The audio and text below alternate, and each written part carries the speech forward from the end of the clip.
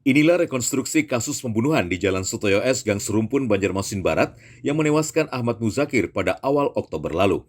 Sebanyak 29 reka adegan diperagakan tersangka dan para saksi di Mapolsek Banjarmasin Barat Senin pagi. Dalam rekonstruksi ini dipimpin langsung Kanit Reskrim Polsek Banjarmasin Barat, Ibda Hendra Agustian Ginting, serta penasihat hukum dan pihak keluarga. Konstruksi adegan 338 yang terjadi di Gang Serumpun.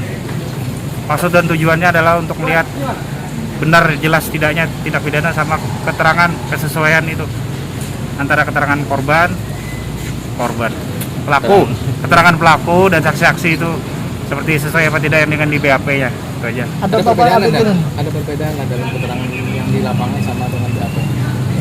Tidak ada perbedaan, cuma ada sedikit temuan lah itu kan. Jadi nanti itu akan kita rubah nanti di BAP, kesesuaian kita sesuaikan lagi kan. Ada 29 adegan tadi dari awal, mulai dari awal kejadian sampai terakhir di rumah sakit. Motifnya apa sih sebenarnya? Kalau motif itu karena salah satu dari pelaku itu istrinya diganggu.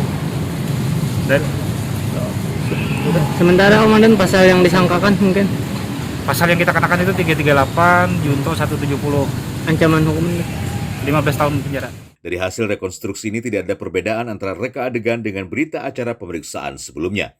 Dari Banjarmasin, Alif Hidayatullah, K1net.